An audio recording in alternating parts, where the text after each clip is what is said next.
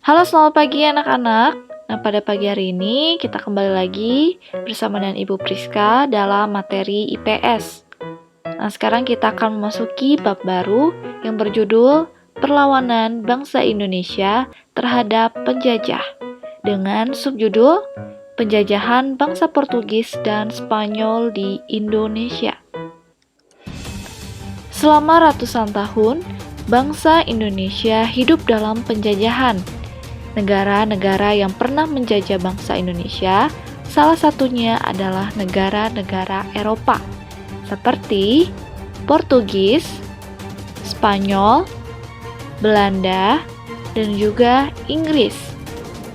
Bangsa-bangsa tersebut datang untuk menguasai wilayah Indonesia dan ingin mengambil seluruh kekayaan alam Indonesia. Kekayaan alam yang dimiliki bangsa Indonesia salah satunya adalah rempah-rempah. Rempah-rempah adalah barang dagangan yang mahal bagi bangsa Eropa. Jadi, tidak heran begitu menemukan sumber rempah-rempah di Indonesia, bangsa Eropa menjadikan wilayah negara kita sebagai tujuan penaklukan. Adapun tujuan lain bangsa Eropa memasuki Indonesia, yaitu untuk mewujudkan misi 3G. Apa itu 3G? G yang pertama yaitu adalah gold. Gold berarti emas. Artinya, ambisi untuk mencari kekayaan bagi bangsa Eropa di dunia baru. G yang kedua adalah glory. Artinya mencari kemuliaan dalam bidang sosial dan juga politik. Salah satunya yaitu melalui penaklukan wilayah baru.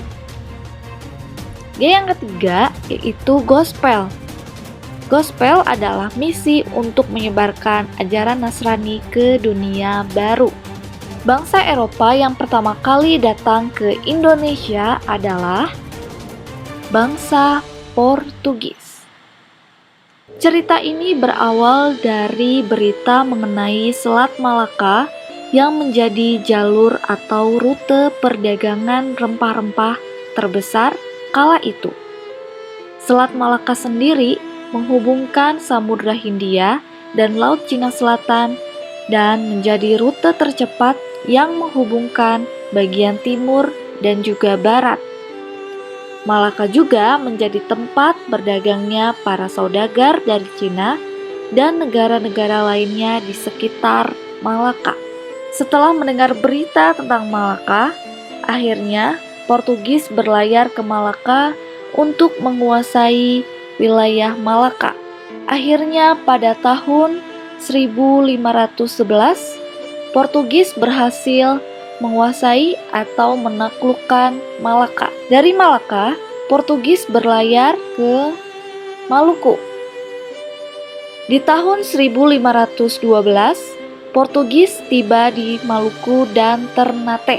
Awalnya, kedatangan Portugis diterima dengan baik oleh Sultan Ternate.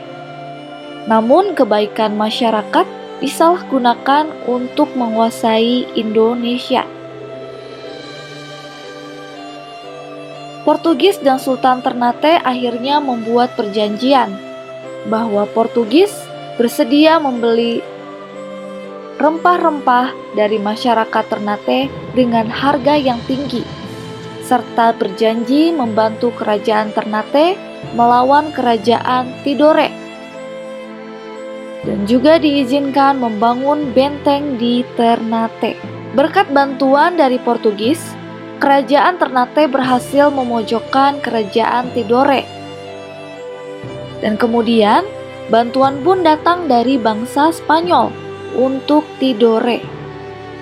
Bangsa Spanyol tiba di Tidore pada tahun 1521. Spanyol dan Tidore bersepakat untuk menyerang bangsa Portugis dan menjatuhkan kerajaan Ternate. Dalam peperangan ini, Portugislah yang lebih unggul.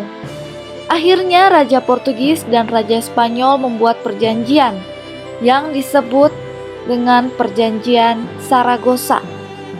Perjanjian Saragossa ditandatangani pada 22 April 1529.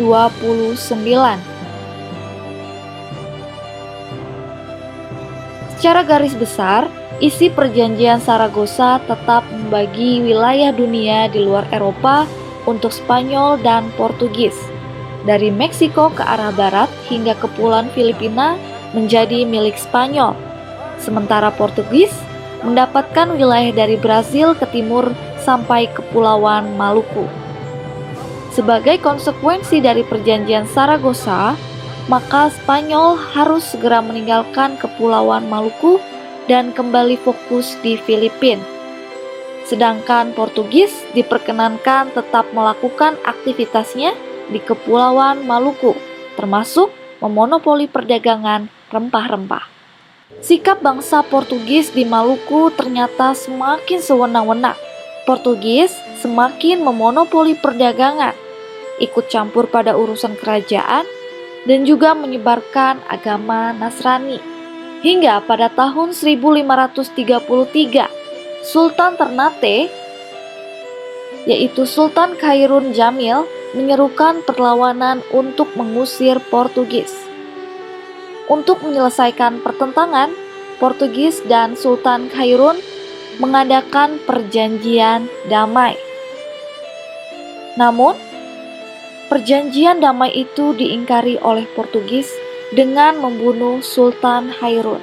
Rakyat Maluku kemudian bangkit bersatu menentang Portugis di bawah pimpinan pengganti Sultan Khairun, yaitu Sultan Baabullah. Pada tahun 1575, Portugis berhasil dikalahkan.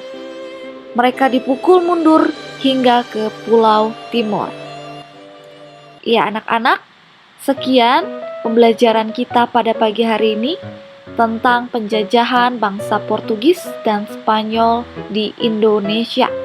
Apabila ada kesulitan atau ada yang ingin ditanyakan, silakan tanyakan ke Ibu Priska. Minggu depan kita akan belajar mengenai penjajahan Belanda dan Inggris di Indonesia. Siap-siap ya. Terima kasih. Selamat pagi, Tuhan Yesus memberkati.